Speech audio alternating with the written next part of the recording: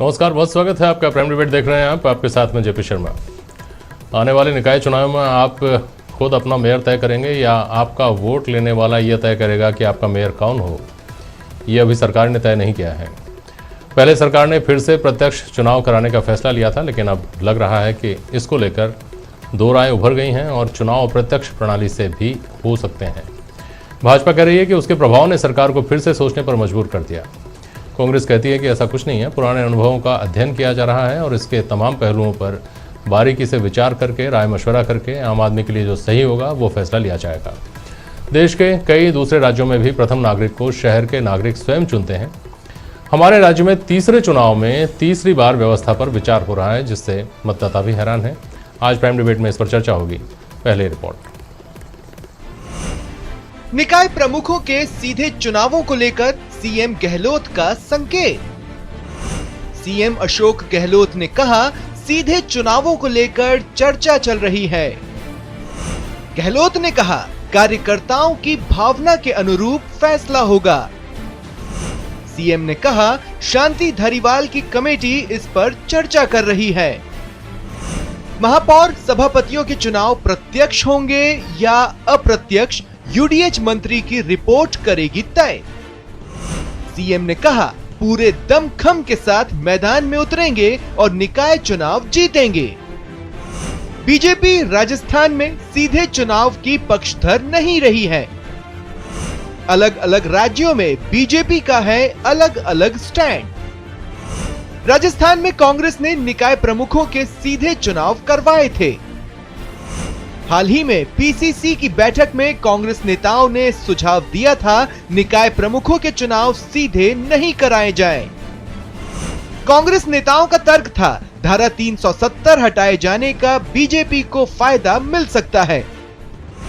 इसके बाद सरकार ने यूडीएच मंत्री शांति धारीवाल की अध्यक्षता में कमेटी बनाई, जो रिपोर्ट तैयार कर रही है।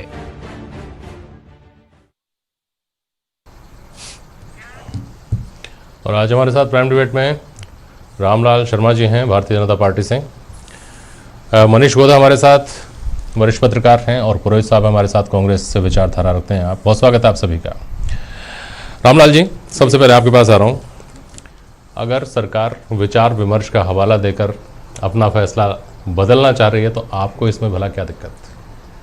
देखिए जेपी शर्मा जी, सबसे पहले सरकार ने 2010 के अंदर भी सीधे चुनाव कराने का तय किया था और उन्होंने सीधा चुनाव कराया भी। 2015 के अंदर फिर वापस अप्रत्यक्ष रूप से चुनाव की प्रक्रिया शुरू की गई और अप्रत्यक्ष रूप से चुनाव किए।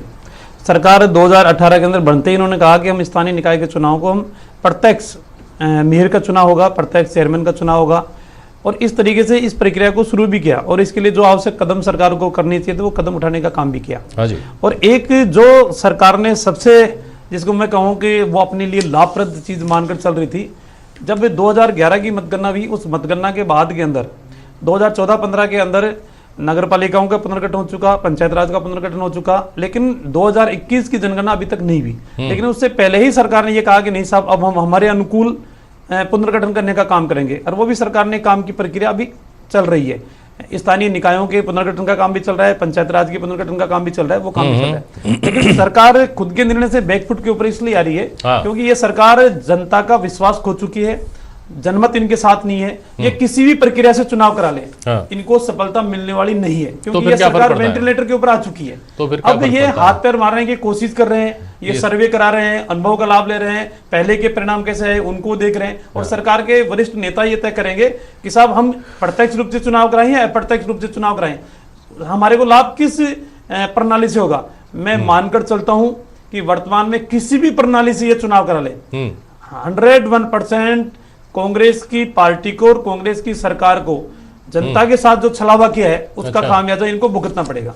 तो फिर तो आपको तो निश्चिंत रहना चाहिए। कल या परसों की डिबेट में इस तरह की बात हो रही थी तो मैं भाजपा की चिंता को लेकर के बहुत हैरान था। आपको तो आश्वस्त होना चाहिए, कैसे भी चुनाव कराएं, प्रत्यक्ष कराएं, अप्रत्यक्ष कराएं, आपको तो निश्चित हमारे को कोई चिंता नहीं है जेपी शर्मा जी। सरकार जिस मर्जी से चाहे जैसा करा ले और जैसा सरकार के अपने तंत्र का उपयोग करना चाहती है वैसा उपयोग भी कर ले, लेकिन फिर भी जनमत के आधार के ऊपर जनता का जो फैसला होगा उस फैसले को सरकार बदल नहीं सकती, मन बना चुका है। पुरोहित जी, आप कांग्रेस के विचारधारा से रहे हैं, क्या लगता है आपको